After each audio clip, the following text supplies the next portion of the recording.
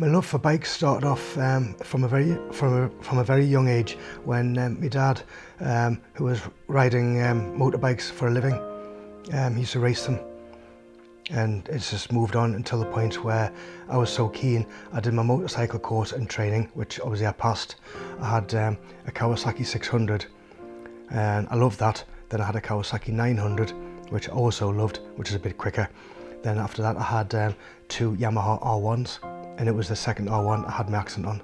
The Yamaha R1 was basically virtually a street legal track bike, and it was an out-and-out sports bike. It was silver and black, and I bought it new on an 03 plate. I went to work on my bike, and I've got no recollection of anything after that. I've seen it from my medical team. I've got something in the region of a 2-year black spot leading up, which obviously sadly includes my wedding day. What I've been told was that somebody came down the hill that led up to where we live, and that person came down the hill, cut across in front of me. I went at the side of them. My injuries was a double compound fracture in my left arm. I had either a punctured lung or I think it was a punctured lung, and a ruptured liver and spleen.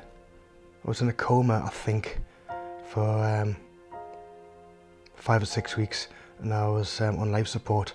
I was in hospital for 5 months. I was pleased to get home again, and the one thing I hadn't forgotten was where I lived. But a lot of my long-term memory was intact. It was my short-term memory, anything within that 2 years. I knew what my job was, but when I went back to work, I was assessed, and obviously I failed on a job I'd been in for 14 years. I was eventually pensioned off on medical grounds. My memory still lets me down on a relatively regular basis, and also, as you can see, I trip on my words a lot, and I can't always get my words out.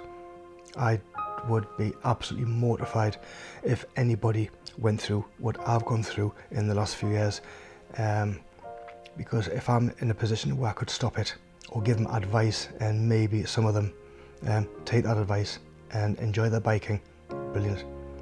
If anything happened where I could have possibly have prevented it like now, then I'd be mortified.